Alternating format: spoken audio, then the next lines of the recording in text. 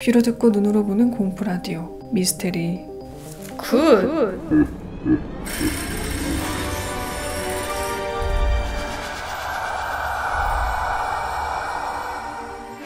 안녕하세요, 히렌츠입니다. 안녕하세요, 하메주입니다. 목소리가 상당히 귀여우시네요. 깡깡징어.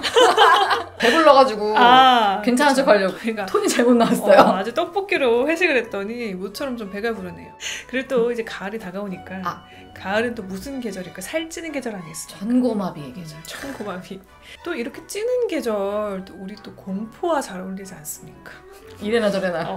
다 잘 어울려요, 공포. 그런 의미에서 오늘의 주제 먼저 소개를 갈게요. 약간 가을이 오니까 사연을 더 많이 보내주시더라고요. 그치. 가자 사연 찾기입니다. 그쵸. 가을이라서 가사찾. 가사를 찾는 거 아니고요. 가짜 사연을 찾아라가 되겠습니다. 그렇죠. 오늘 저희가 3개의 사연을 소개해드릴 건데요. 그 중에 하나가 가짜 사연이 섞여 있습니다. 근데 어려우실 거예요. 어... 자신 있게 말할 수 있어. 가사차 첫 번째 사연 굉장히 분량이 길대요. 맞아요. 3가지 에피소드가 대체로 긴 편이에요. 아주 긴데 흥미롭다고 하는데요. 그렇죠. 얼마나 흥미로울지 지금부터 함께 하시죠.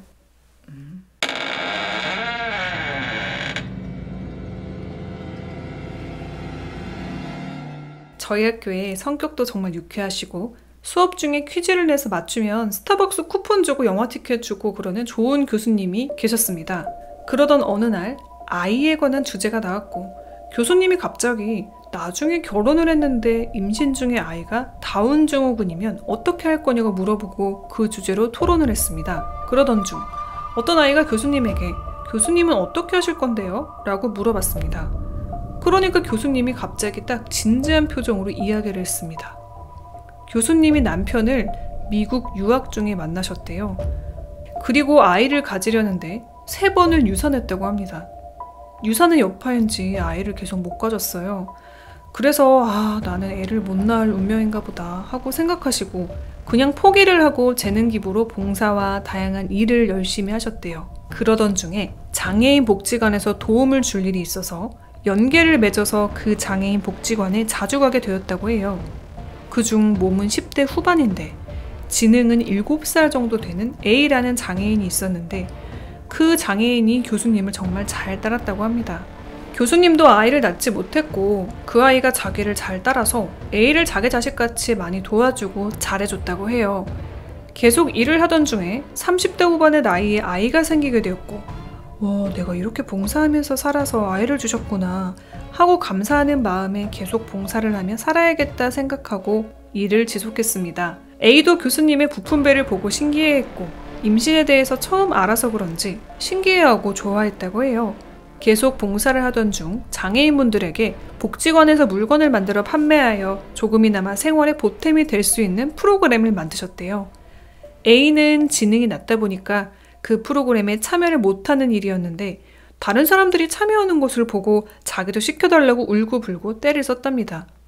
교수님께서 A를 너무 좋아했기 때문에 특별히 다운 증후군의 다리가 불편한 B라는 아이를 출퇴근시켜주는 아르바이트를 만들어서 맡겼다고 합니다. 그리고 얼마 후에 교수님이 그 복지관에 갔는데 그 애가 사무실에서 교수님을 기다리고 있었대요. 교수님은 반가워서 땡땡아 잘 지냈어? 하고 말을 건넸는데 그 친구가 교수님을 보고 죽일 듯이 달려들더니 네 뱃속에 있는 애도 다리를 졸고 비처럼 질질 침을 흘리고 말도 못하게 되게 해달라고 내가 매일매일 하느님께 기도하고 있다. 이렇게 저주를 하는 소리를 막 질렀대요. 그 복지관의 직원들이 놀라서 막 뛰어오고 교수님은 엄청난 멘붕에 펑펑 울었다고 해요. 나중에 물어보니 A는 지능이 부족하다 보니 장애가 없는 것이라고 생각했대요. 그래서 자기가 떼쓰고 화내고 울고 이러니까 벌로 그 병을 걸리게 해서 B처럼 만들려는 줄 알았다고 해요. 교수님은 너무나 큰 충격을 받았고 일을 다 쉬게 되었대요. 그리고 태아 검사를 해봤는데 다운 증후군 수치가 고위험군으로 나왔대요.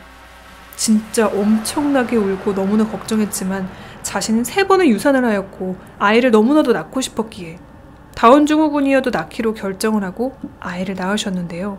물론 아이는 다운 증후군이 아니었다고 건강하게 학교를 다니고 있다고 말씀하셨습니다. 그러면서 우리에게 여러분은 어떻게 하실 거예요? 하고 되물어보셨어요.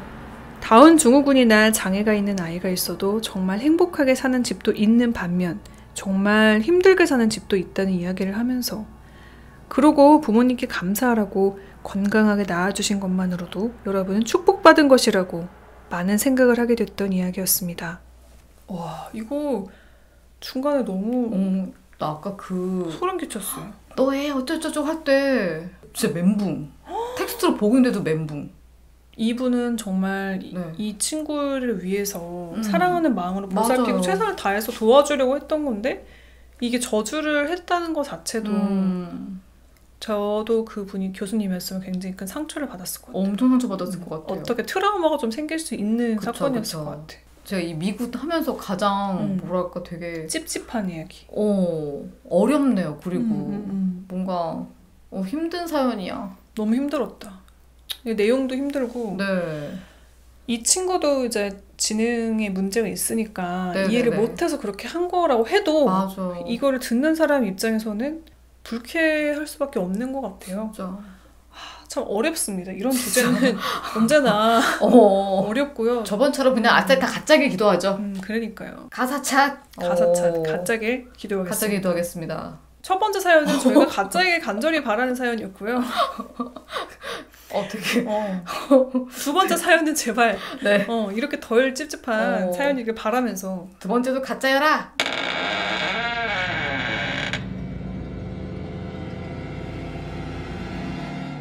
이건 제가 프랑스에 있을 때 있었던 중학교 시절의 이야기입니다. 저희 집은 저만 빼고는 다 독실한 기독교인이었고 엄마나 할머니 또는 선교를 하시는 큰 이모도 저한테 아무 물건이나 만지지 마라.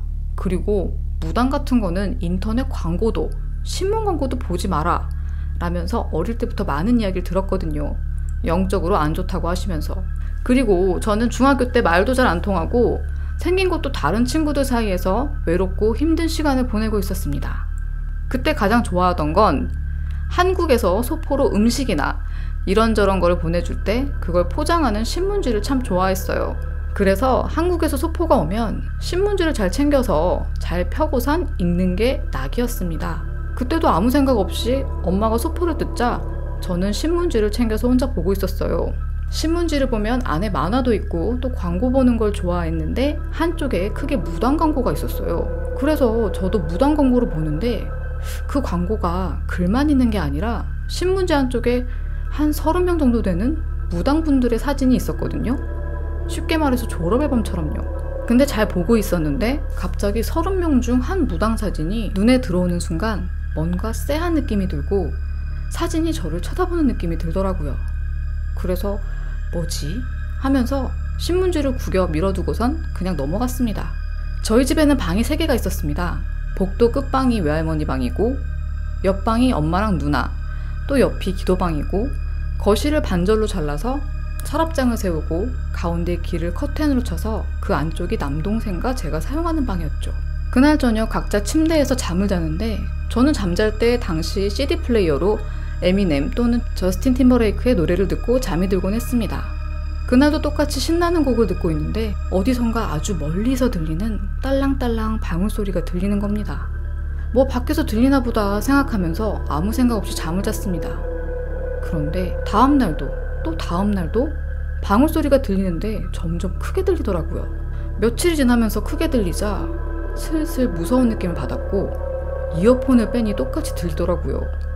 옆에 동생이 자고 있으니 동생 옆에 가서 잠을 자려고 하는데 몸이 안 움직이고 고개는 서랍장 사이 커튼이 쳐져 있는 곳을 보고 있었습니다. 근데 커튼이 있으면 달빛에 따라서 커튼 뒤 그림자가 보이는데 무당옷 같은 게 펄럭거리는 옷을 입은 사람이 무엇인가를 흔드는 게 그림자로 보이더라고요. 한 1시간인가? 그것을 보고 있다가 그대로 잠든 것 같습니다. 다음날 무섭지만 아무에게도 말은 안 했어요. 문제는 그날 밤 전날과 똑같이 그 무당이 있더라고요. 이번엔 커튼 뒤가 아니라 커튼 앞에서 뒤도는 모습이었습니다. 생각해보니 조금 앞으로 온 것이더라고요. 너무 무서워서 고개를 돌리고 벌벌 떨다가 잠이 들었습니다. 다음날 잠이 드는 게 무서워서 엄마랑 자려고 하니까 엄마가 동생이 어려서 혼자 자면 안 된다고 네 방 가서 자라고 하더라고요. 동생이 막둥이였거든요.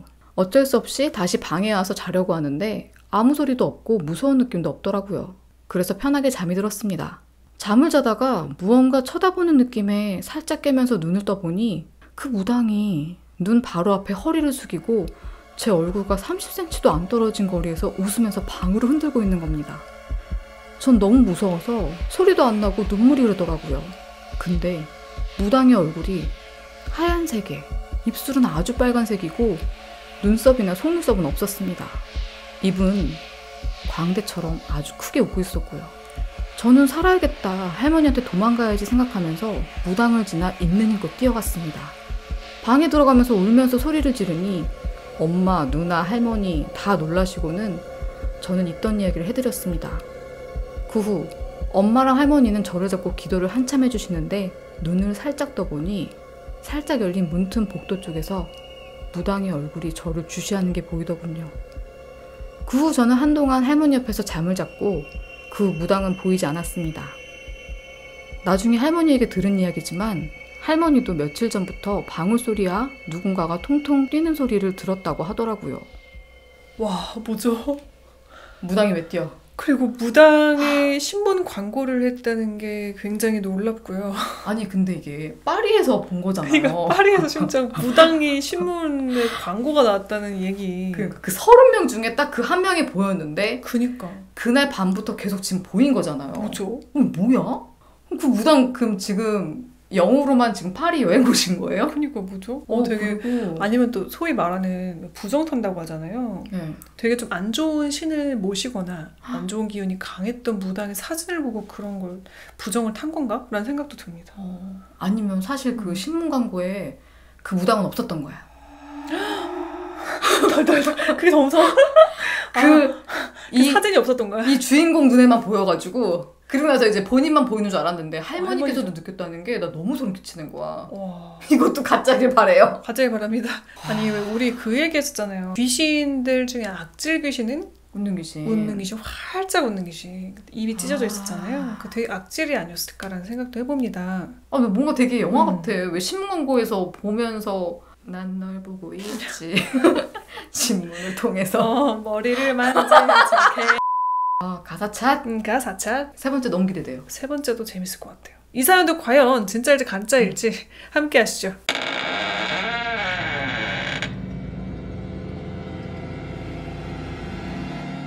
제가 초등학생 혹은 그보다 어린 시절에 살던 집에서 겪었던 일입니다. 그 전에 살던 집은 2층 집이었는데 1층에는 주인 아주머니, 2층엔 저희가 살았습니다.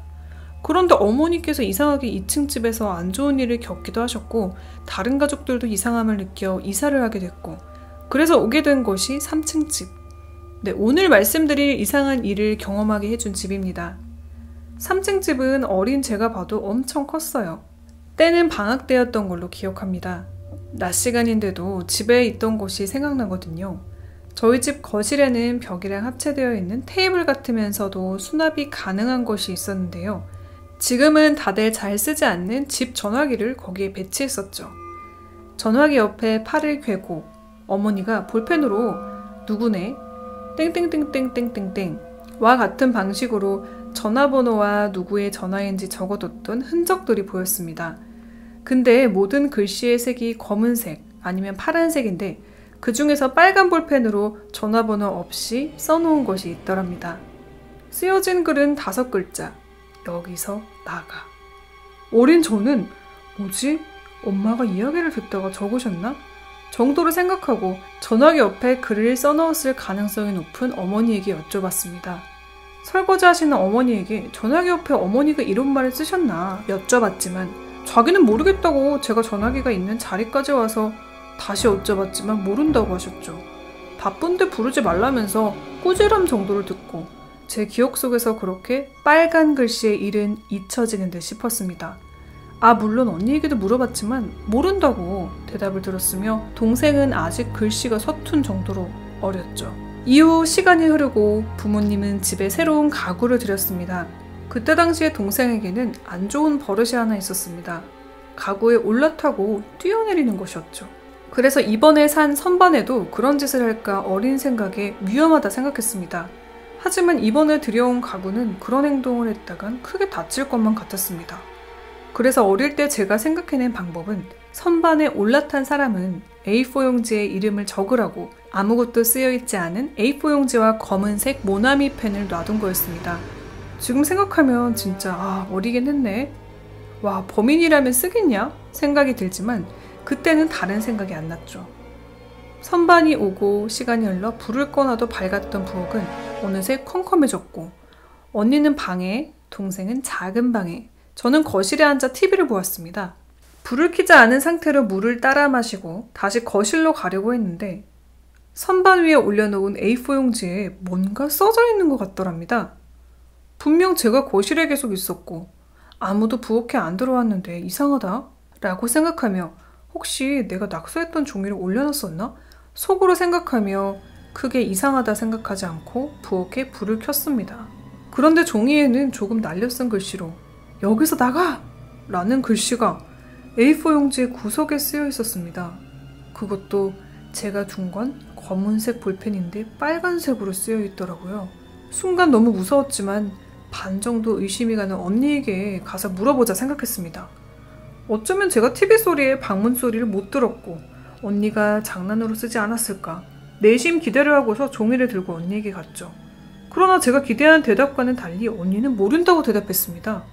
언니는 장난을 치면 웃음기가 보이는 타입인데 정말 종이에 대해 모른다는 표정이었기에 무서웠습니다. 이걸 어떻게 하나? 하며 지금 나이라면 라이터라도 사용해서 태우면 그나마 안정됐겠지만 어리기도 했고 찢어버렸다간 저주받을 것 같아 너무 무서워 결국 쓰레기통에 갖다 버렸죠. 다행히 이후로는 같은 일이 일어나지 않았지만 아직도 그 글을 누가 썼던 건지는 미스테리입니다. 지금은 그 집이 월세집으로 바뀌고 저희는 월세를 감당 못할 것 같다는 판단에 이사를 했습니다. 이제 3층 집에는 어머니가 아시는 분과 남편분 둘이 이사를 오셨는데 두 분은 괜찮으신지 모르겠습니다. 뭐지? 글씨 누가 쓴 거죠? 그러니까요. 심지어 이분이 구체적으로 검정색 모나미 펜이라고 했는데 왜 글씨는 또 빨간색? 그러니까요. 여기서 나가! 보면서 그 생각했어요. 그 영화 숨바꼭질 있잖아요. 우리 집에 나 몰래 사는 사람들. 그래서 자기 집이라고 뭔가 주장을 해서 나가 막 숨어있다가 기생충에도 숨어있다 나오잖아요. 뭐 그런 장면들이 떠오르는데 정말 그 집에 숨어 살던 사람이라면 이게 더 무서운데요? 여기서 나가라는 걸 쓴 거 외에는 딱 해를 가한 건 아니니까. 그러니까. 사실 귀신이라 해도 별일이 없었으니까 그렇게 뭔가 악의를 가진 귀신은 아니었던 것 같고. 그러니까. 근데 사람이었으면 다르죠. 그쵸. 이게 어떻게 해코지랄지 모르니까. 오, 소름 끼칩니다. 이 사연도 가짜 사연이길 바랍니다. 가짜 사연이었으면 하는 마음으로 세 번째 사연을 소개해드렸습니다. 여러분 여기서 가짜 사연 하나가 섞여 있습니다. 1번, 2번, 3번일지 댓글로 남겨주세요. 근데 너무 소름 끼치는 게 여기서 두 개는 진짜 청취자분 사연이라는 거잖아요. 그렇죠. 어려워. 여러분은 어떻게 생각하시는지 여러분의 참여 기다립니다. 정답을 알려주신 분께는 저희 한 분을 뽑아서 커피 기프티콘을 드리겠습니다. 좋습니다. 자, 여러분 정답 발표는 다음 컨텐츠의 자막으로 발표할게요. 영상 많이 기다려주시고요. 지금까지 굿디 히렌치였습니다. 지금까지 함해주셨습니다. 그리고 빠뜨린 게 있어. 맞아. 여러분의 사연을 저희는 늘 기다립니다. mylazybook@네이버.com으로 보내주세요. 지금까지 굿디 히렌치였어요. 진짜 인사드릴게요. 지금까지 함해주셨습니다. 진짜 갈게요. 여러분 안녕히 계세요. 안녕. 안녕. 미스테리 굿은 여러분의 사연을 기다립니다. 어디 가서 말하기 어려웠던 괴기한 경험, 친구에게 들은 귀신 이야기, 트라우마로 남은 정체 모를 형체 목격담, 혹은 귀신보다 무서웠던 사람 이야기도 좋습니다.